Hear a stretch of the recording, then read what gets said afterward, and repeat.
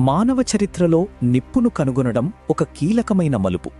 ఇది మనల్ని ఆహారపు గొలుసులో ఒక ప్రాణిగా కాకుండా మన పర్యావరణానికి రూపశిల్పులుగా మార్చింది.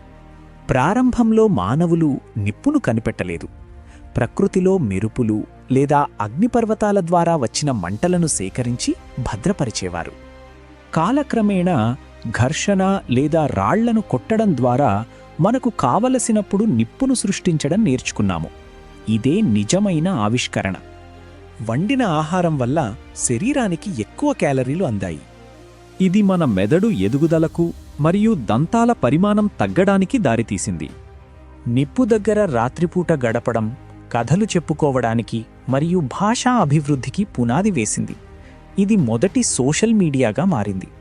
నిప్పు పరికరాలను గట్టిపరచడానికి, కుండల తయారీకి మరియు చివరికి లోహశాస్త్రం ద్వారా మనల్ని రాతియుగం నుండి బయటకు తీసుకురావడానికి సహాయపడింది. నేడు ఆ నిప్పు ఇంధన ఇంజన్లు మరియు విద్యుత్ కేంద్రాల రూపంలో ప్రపంచ రవాణాకు మరియు వెలుగుకు వెన్నెముకగా ఉంది.